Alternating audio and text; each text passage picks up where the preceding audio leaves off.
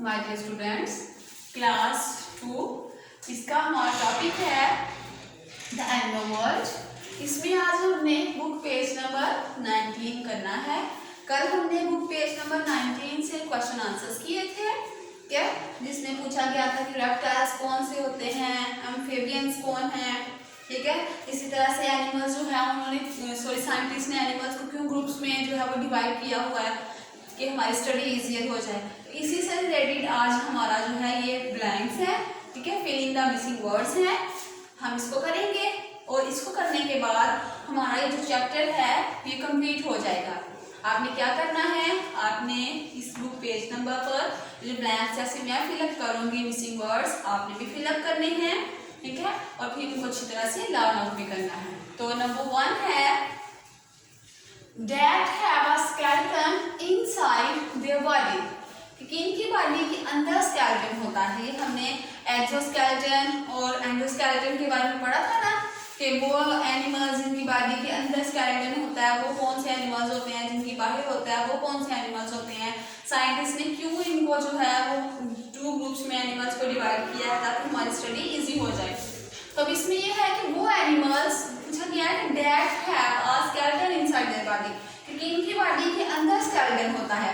Vertebrates की body के अंदर होता है स्केलेटन या इनवर्टिब्रेट्स की बॉडी के अंदर होता है? तो ऑब्वियसली वर्टिब्रेट्स की बॉडी के अंदर होता है। वर्टिब्रेट्स अब आपको पता है कौन से एनिमल्स होते हैं जिनकी बैकबोन होती है। Animals which have their backbone, जिनकी बैकबोन होती है वो एनिमल्स कौन से होते हैं? वर्टिब्रेट्स। जैसे हम लोग हैं, हम भी क्या है? वर्टिब्रेट हैं। तो vertebrates have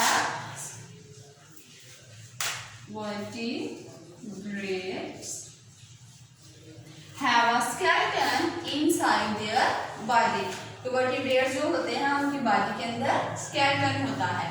number 2 that have a skeleton on the outside of their body। अब यहाँ पर क्या आ गया है? on the outside, आउटसाइड जो बॉडी होती है उनकी, उनका जो स्केलेटन है वो कौन से एनिमल होते हैं? तो ये देखिए टाइप्स ऑफ स्केलेटन में पीछे आप जाएं, इसमें दिया हो ना एंडोस्केलेटन, और एंडोस्केलेटन के बाद कौन सा है? एक्सोस्केलेटन, ठीक है, कि वो एनिमल जिनकी बॉडी के आउटसाइड होता है स्केलेटन वो क्या होता है? एक्सोस्केलेटन। और वो कौन से एनिमल्स होते हैं? मोस्टली उसमें इंसेक्ट्स आ रहे हैं। इंसेक्ट्स जो है उनकी बॉडी के अंदर जो स्केलेटन है, या जो शेलफिश थी इनकी बॉडी के अंदर स्केलेटन जो है वो बाहर होता है। तो फिर इनको हम क्या कहते हैं? इनवर्टिब्रेट्स। क्यों? क्योंकि इनवर्टिब्रेट्स जो होते हैं उनकी बैकबोन नहीं होती। तो यहाँ पर क्या आ जाएगा? इनवर्टिब्रेट्स। इनवर्टिब्रेट्स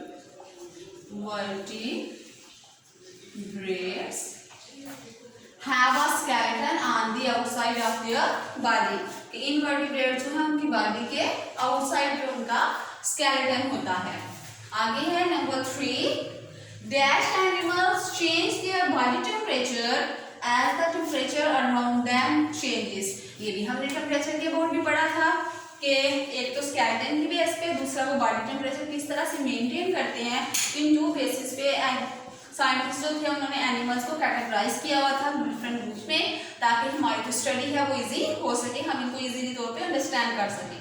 अब इसमें ये पूछा जा रहा है कि कौन से एनिमल्स हैं जिनका बॉडी टेम्परेचर जो है वो सराउंडिंग इन्वायरमेंट चेंज होने से, जैसे इर्द गिर्द का अगर उनका इन्वायरमेंट चेंज होता है, टेम्परेचर चेंज होता है, तो किस तरह से उनकी बॉडी का भी टेम्परेचर चेंज होता है। तो इसमें उन्होंने पूछा है कि कौन से एनिमल्स है जिनका हो जाता है, वो कोल्ड ब्लडेड है या वार्म ब्लडेड है। तो कौन से एनिमल्स है वो? Cold blooded. कौन से हैं? Cold blooded. Cold blooded animals change their body temperature as the temperature around them changes. जैसे उनका सराउंडिंग इन्वायरमेंट चेंज होता है, उनके इर्द गिर्द टेम्परेचर चेंज होता है, तो उसी तरह से उनकी बॉडी का टेम्परेचर भी क्या हो जाता है? चेंज हो जाता है। जैसे अगर हम लेजर्स की बात करें, ठीक है, अब टेम्परेचर जो है वो हार्ट है तो उनकी बॉडी का टेम्परेचर भी हार्ट हो जाएगा, ठीक है। तो इस तरह से टेम्परेचर मेंटेन कर लेते हैं, इसलिए वो हमें गर्मियों में बाहर नजर आते हैं। लेकिन यही सर्दियाँ आती हैं तो वो जमीन के अंदर चली जाएंगी, किसी गर्म जगह पर चली जाती हैं, फिर हमें वो नजर नहीं आती क्योंकि टेम्परेचर जो है वो बहुत ज़्यादा ठंडा हो जाता है सराउंडिंग टेम्परेचर, तो उनकी बॉडी का टेम्परेचर भी क्या होता है? फिर वो कूल डाउन हो जाता है। तो कूल ब्लडेड एनिमल्स जो है उनका बॉडी का टेम्परेचर जो है वो टेम्परेचर अराउंड इनके इर्द गिर्द का टेम्परेचर चेंज होने की वजह से चेंज हो जाता है। नंबर 4 है आगे, the body temperature of dash animals does not change according to the surrounding temperature. इनके सराउंडिंग टेम्परेचर जो इर्द गिर्द का टेम्परेचर है उसके चेंज होने की वजह से उन एनिमल्स, कौन से एनिमल्स हैं जिनका बॉडी का टेम्परेचर चेंज नहीं होता। इसमें कौन सा आएगा, वार्म ब्लडेड, वो एनिमल्स जो क्या है जिनका ब्लड वार्म है, वार्म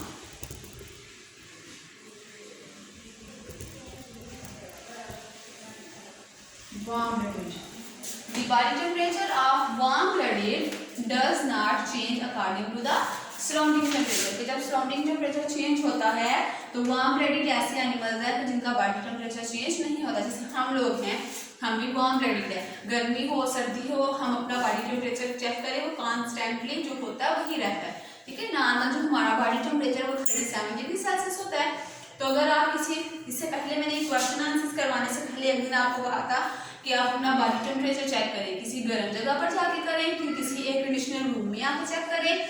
आपने जितना टेम्परेचर आपका किसी गर्म जगह पर था उतना ही आपका टेम्परेचर उस ठंडे रूम में भी होगा, क्योंकि हमारा बॉडी टेम्परेचर कांस्टेंट रहता है, हम वार्म ब्लडेड है। तो यही इस ब्लैंक में पूछा गया है कि जो वार्म ब्लडेड एनिमल्स होते हैं उनका बॉडी टेम्परेचर सेम रहता है। इसी वजह से चाहे गर्मी हो सर्दी हो हम अपना बॉडी टेम्परेचर मेंटेन करते हैं, जहाँ हम रहते हैं वहीं रहते हैं, ठीक है।